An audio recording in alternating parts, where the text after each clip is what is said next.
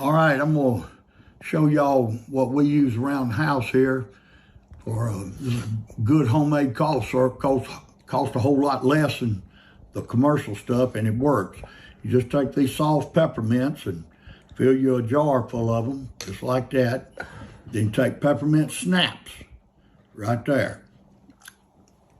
And you just fill it up like that right there. Fill her up. That's good, just like that. And then you just put the top on it.